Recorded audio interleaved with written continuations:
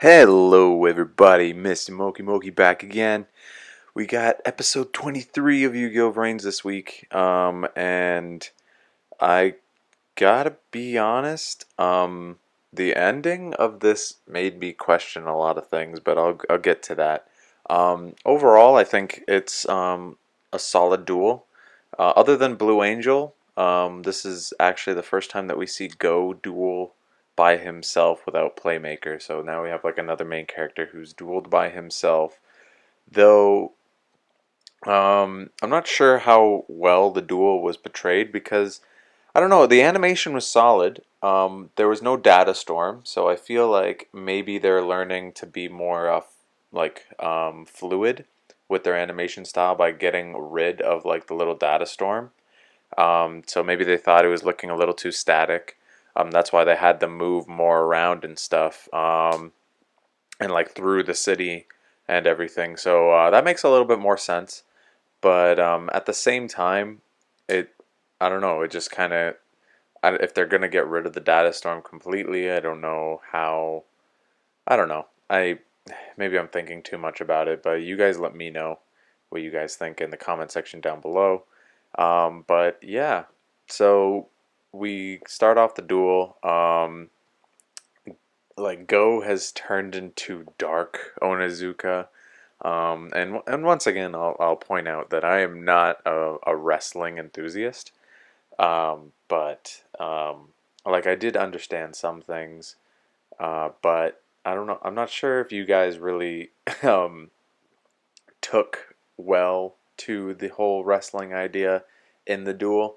For me, it was like I was indifferent about it. I mean, I'm wondering if there's people who really like wrestling and then look at this duel and they're just like, yeah, that got me so pumped, because of the references and because of the wrestling style that was being used.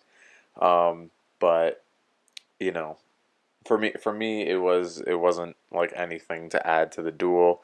In fact, it kind of I don't know, it kind of ruined it a little bit for me because of all of the commentary about it, where it was just like, oh, a heel is somebody who goes from a baby face to a villain, in wrestling and stuff like that. Like Yusaku and the hot dog vendors commentary just kept on. I don't know.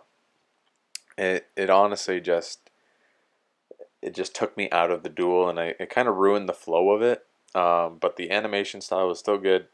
The one thing that I actually have to nitpick on for the animation style was the way they did link summoning.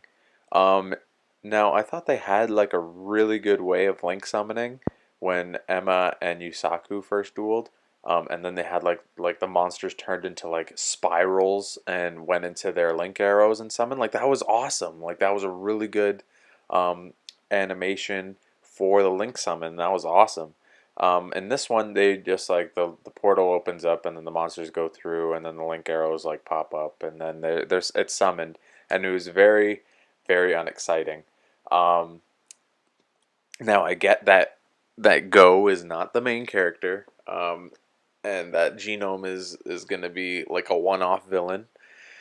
So, or maybe Genome won't be. Maybe he'll still be around. That'll be interesting. Though his deck does not say that he's gonna be around for very long. Anyway, it's I don't know. Like I kind of wish that they gave Go like the same treatment with his link summoning. Maybe next week's episode because maybe like this was just a build up for bigger things to come. So hopefully with Go's comeback next week, um, he will be able to show off like a new monster with a better animation style. That'd be great. For anybody who likes Gokis, I don't hate Gokis actually. They're pretty cool. So if anybody's thinking about making a Goki deck, I guess you guys should be very excited about this duel. I want to talk about a little bit about Dr. Genome's monsters. I knew that he wasn't going to use fusion. I had my hopes up for nothing, but yeah. But the way he talked was just like, yeah, he's definitely going to use fusion. But I don't know. Helix. Helix is what they're called.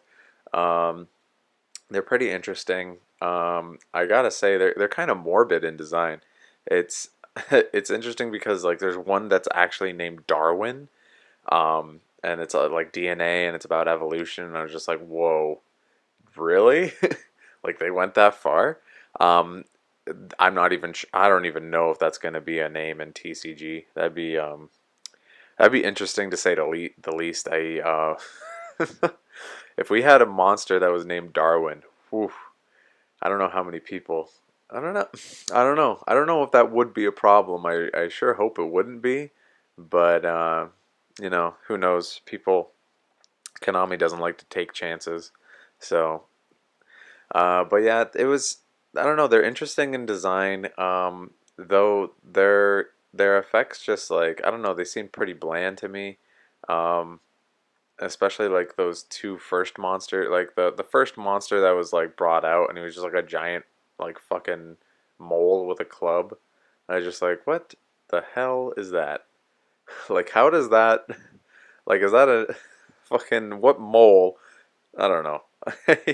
Like that thing just did not seem like it fit into with the theme of what was going on. Um, but it was funny to look at. Um, it's I don't know. I don't know if they're actually going to be made into actual cards, but it would be interesting. Um, and then I don't know.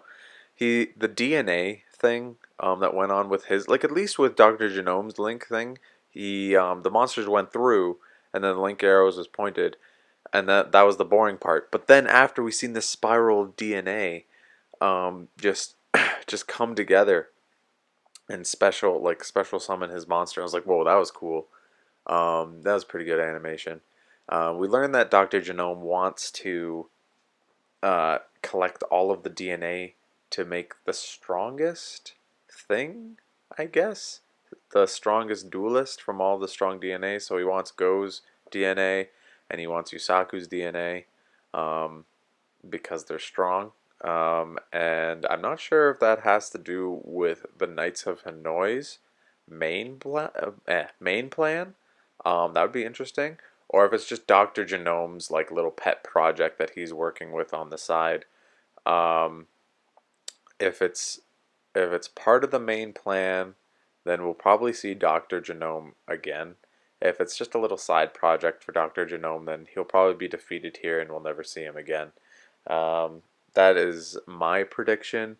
Um, but yeah, other than that, it kind of felt weird to me that people were just like watching this life ending duel or like this serious duel that was going on in Link Vrains, and people are like cheering, being like, yeah, yeah, Go. It's like I know Go is for entertainment. I know that's what he's all about. Like that's his entertainment style. But like it's not like there's not a level of seriousness going on. Um, it was I don't know. But it was good to see Yusaku actually show some interest or some like care for Go, even though they're not really friends. He was just watching and he showed concern. Um, so that was interesting, and it was funny how Ignis pointed it out, like, "Hey, you care? You want to help him? Why don't you go in there and help him?" And then Yusaku finally breaks, and he goes to go into Link Vrains. Though I'm not sure how people who are a fan of Go feel about this, um, because I don't know. It feels like, oh, in order for Go to do anything, like he would need Yusaku's like moral support or his support to in order to win this duel. And I guess thematically, I guess it makes sense, but I don't know. Maybe some people wanted to see Go overcome it by himself. But whatever. Hopefully it's done well. I hope that Yusaku doesn't actually step into the duel and he just like gives a few words of encouragement for Go, and then Go wins by himself because I don't know, I wouldn't feel very good if Go had to be helped by Yusaku to win the duel, because Dr. Genome does not seem like that strong of an opponent to warrant a 2-on-1. Um, but that being said, I just wanted to talk about the ending a little bit. Before that, like, what happened? Is that not a thing anymore when Go falls off of his board onto the ground? and please somebody clarify this for me in the comment section down below. When you fall, weren't you supposed to die? Um, like for real? And I can't even remember if that's true anymore or not, but I feel like it was. You're supposed to like die when you fell off the board. But I'm not sure if that's true because the data storm isn't there. So it's like if the data storm is not there, you don't die. But if the data storm was there, you would die. I'm kind of confused on that, but it's whatever. But yeah, anyway, that's all from me. But let me know what you guys thought of the episode down in the comment section down below. Remember to like, comment, and subscribe. It really helps out. And I'll talk to you guys later. Peace.